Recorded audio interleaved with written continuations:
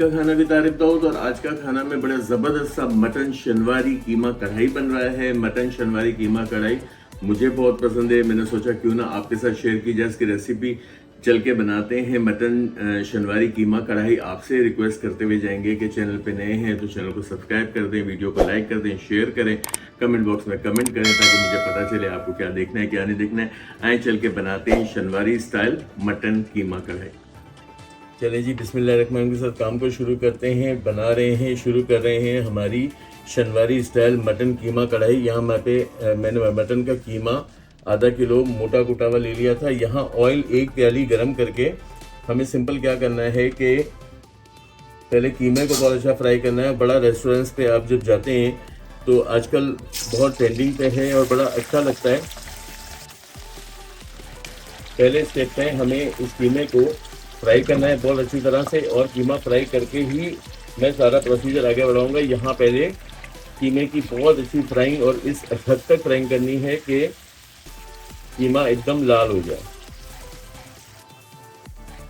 चलिए 50% हमने इसको फ्राई किया। अब पता है क्या कि बहुत आसान चुकी रेसिपी है और बहुत झटपट से बनने वाली रेसिपी है। यहाँ पे क्या करेंगे, हम शामिल कर देंगे अपना 1 टीस्पून नमक। नमक बाद में ज़रूर चेक कर लिया करें।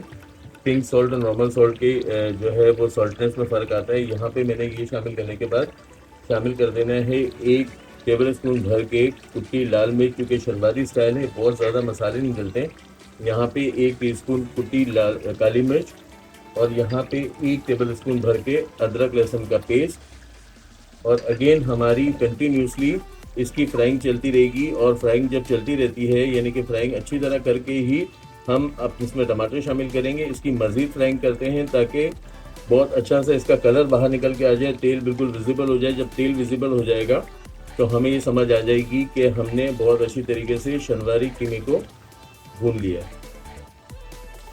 अब ये देखें भुनाई का आवाज़ जो है भुनने की आना शुरू हो गई, क्योंकि अभी हमें मज़ीद भी तो काम करना है। मगर आसान काम है, शनवारी कीमा बनाना वैसे बहुत आसान है, मगर थोड़ा सा स्टेप ये है कि आपने बुनाई अच्छी करनी। अब यहाँ पे क्या करेंगे, मेरे पास ½ kg टोमेटोज़ हैं, इनको हाफ कट कर लिया था।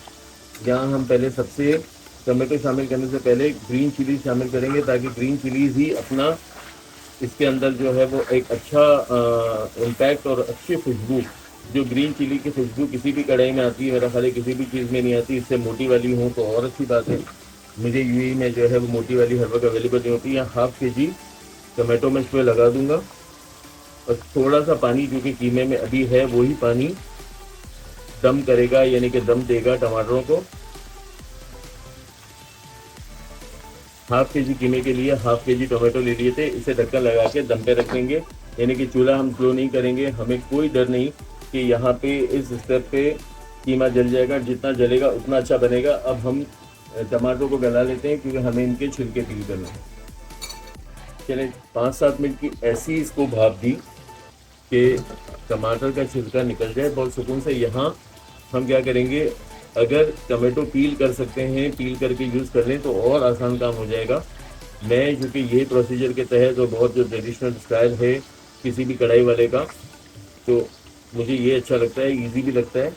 वरना काम जो है वो हर तरह से बंद कर लें। हमें डिश का नाम जो है वो पता है, अब इसे कैसे भी बना लें, मगर ये बहुत ही यानी कि जिसे कहते हैं नर्म और नाजुक किस्म की शनवारी स्टाइल मुझे इतना पसंद है।